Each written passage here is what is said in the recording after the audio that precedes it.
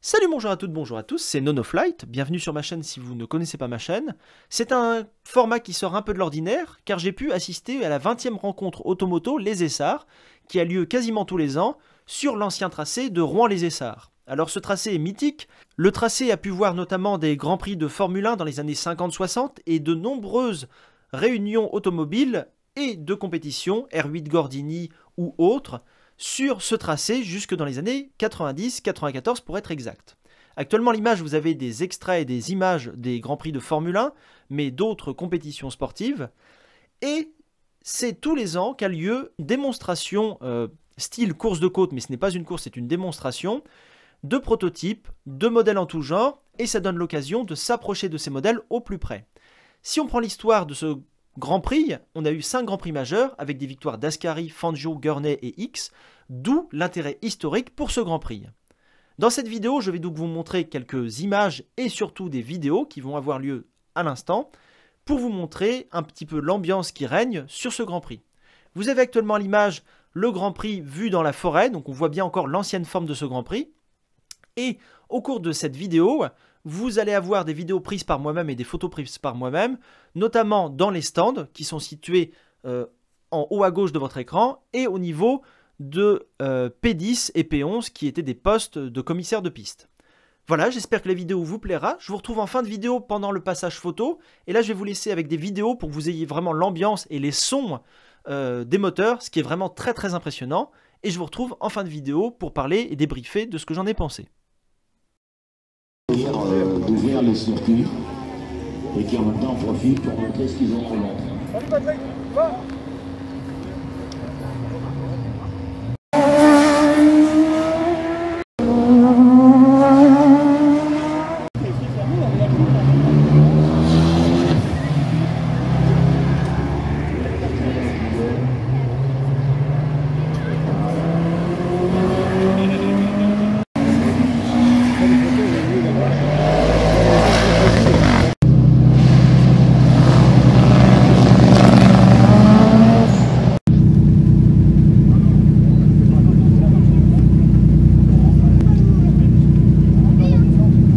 Traverse ou pas? Modifié, on a une Alpine. Même comme ça c'est ouvert, ils ont chaud. Ça se voit. Les couleurs or comme ça, c'est sympa ces couleurs. Là on est plus haut. La deuxième. Tout le monde rentre gentiment. Tout le monde se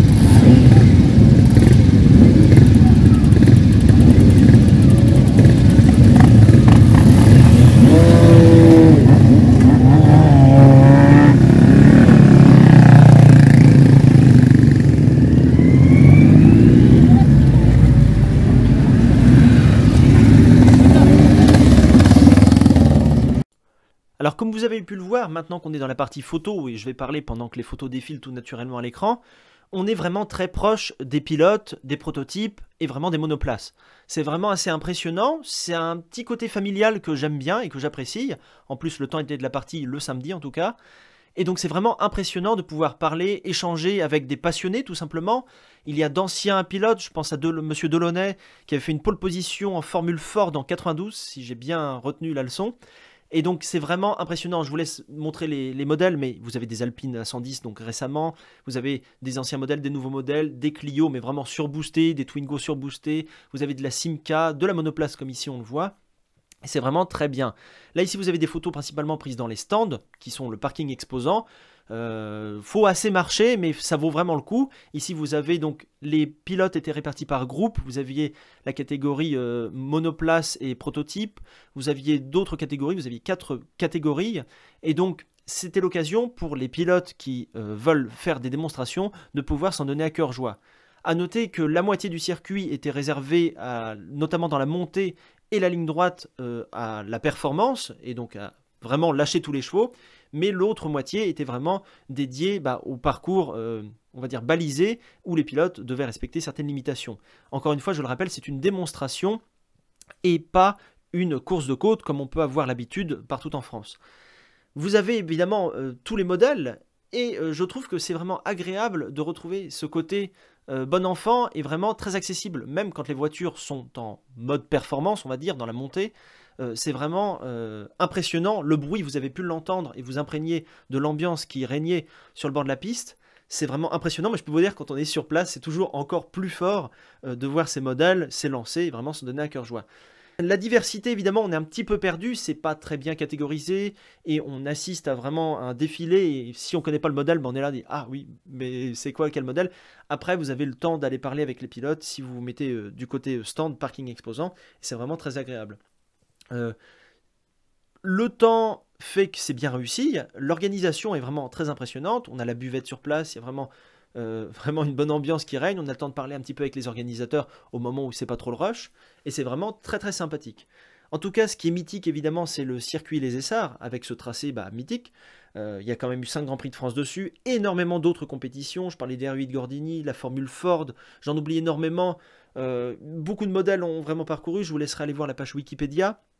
L'organisation qui est Team J, je vous mettrai leur lien de la page Facebook, il y a beaucoup de publications si vous avez Facebook, même si vous ne l'avez pas, je crois que vous pouvez quand même voir les photos des autres personnes.